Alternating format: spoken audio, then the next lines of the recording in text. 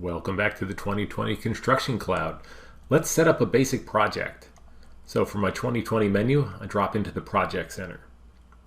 Shows me my list of projects. I have one here already. Let's jump right in, click the Create button to start another. Once we're in the project screen, please note that over here we show the different statuses of the project. Of course, we're going to start off in draft status, then you have bidding, pending, awarded, etc. And these are for you to manage the stage of the job. You'll see that once the status moves at least to awarded, we'll get another row of smart buttons. Let me just click awarded to move that over. So now we get another row of buttons here, and these relate to the accounting portion. The first row is mostly related to pre-construction information. The next row is for project management documents. The next is analytic reporting information, and the last is for accounting. There's no activity on this job, so everything's a 0 right now. All right, let's move into the project information. Let's give it a name. The next row down shows the project number. The system has assigned that as P004, meaning it's the fourth project in this database. We had seen on our list of projects only one, and this is the fourth. Well, either 2 projects have been deleted or archived. You may change the number. You are in control of your project number. Maybe I'll say it's 2019-4. Project description. If the name's not enough, you can put a longer description on in here. Moving down, we see our project type is progress. That relates to how we're going to bill the job. This is going to be a progress billing, which means we have a progress bill smart button at the top. If we opt for standard, this button will change from progress bill to standard bills. Every project will need a customer before it allows you to save. Let's see what happens if we try to save that.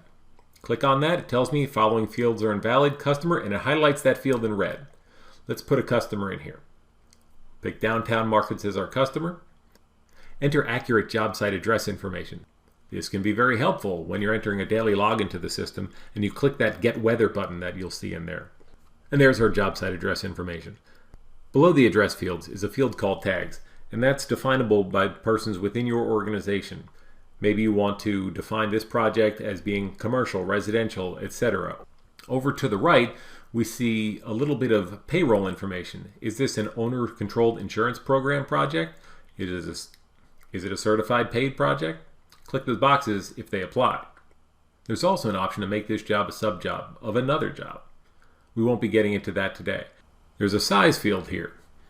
Maybe you're tracking a number of acres or a certain number of units. I'll just say 50,000 square feet. Then next it shows the company. This is my company. If you're working in a multi-company environment, make sure you have the proper company selected for this project. Operating units. If you're in a multi-operating unit environment, make sure you have the correct operating unit for this project. Now down below we have several tabs.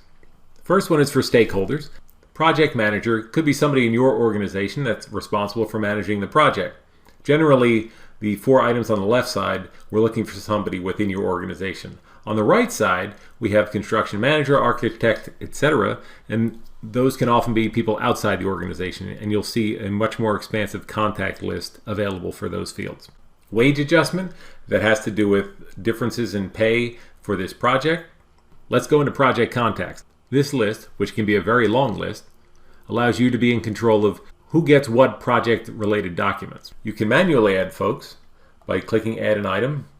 There's your contact list, and maybe I want Kim McKay to be a project contact.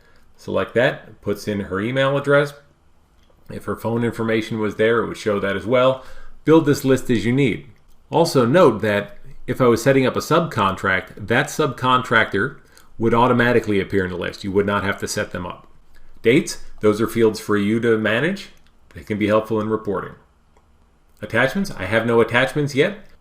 We'll jump over to project settings. This has several sub-tabs beneath them.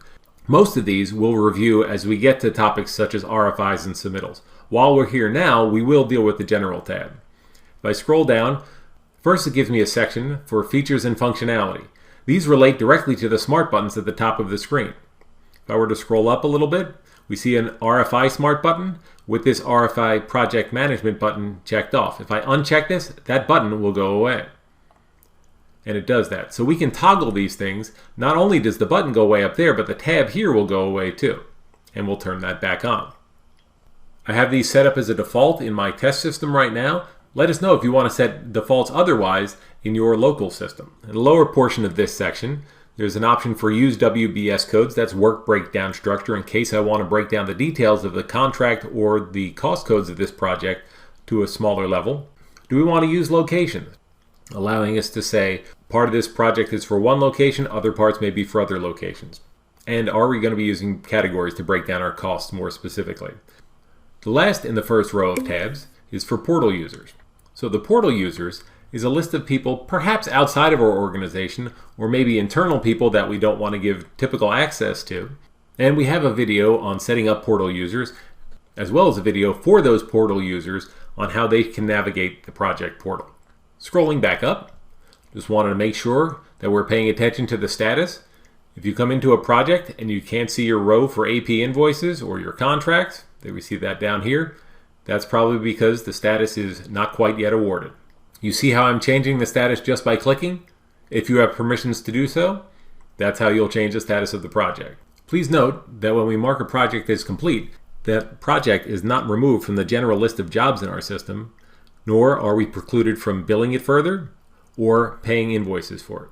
Of course, save when finished, then we'll go back to our projects tree. We see the project here now, Roland's Market. Before you go, I'd like to remind you that after logging into your 2020 system, 1, if in a multi-company environment, always be sure you are working within the correct company's data. Number 2, not all users have access to the same features and options. And 3, your typical workflow may vary from what has been presented. Let us know what else you'd like to see in these tutorials, and as always, enjoy the day.